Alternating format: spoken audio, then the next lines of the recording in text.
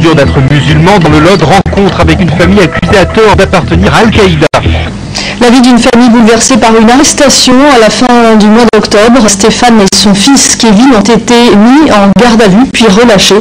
Ils étaient soupçonnés d'appartenir à une filière d'Al-Qaïda. Un mois et demi après les faits, leur vie a complètement changé. Reportage Valérie Smadja-Michel et Sandrine Estrade. À la fin du mois d'octobre, Stéphane et son fils Kevin sont mis en garde à vue puis sont relâchés. Ils étaient soupçonnés d'appartenir à une filière d'Al-Qaïda. Un mois et demi après les faits, leur vie n'est toujours pas tout à fait la même qu'avant. Il y a toujours des gens qui nous connaissent de plus ou moins loin, qui quand même ont toujours une suspicion par rapport à nous. Et ils disent il n'y a pas de fumée sans feu.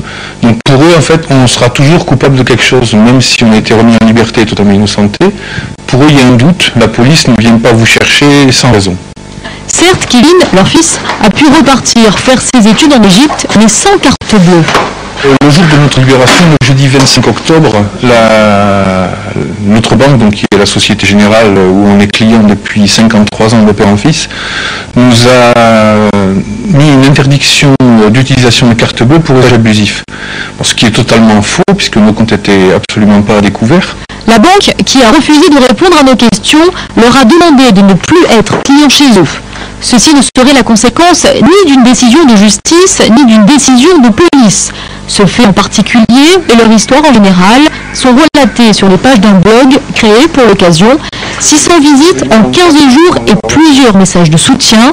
Malgré cela, la famille Gonod évoque la possibilité de déménager.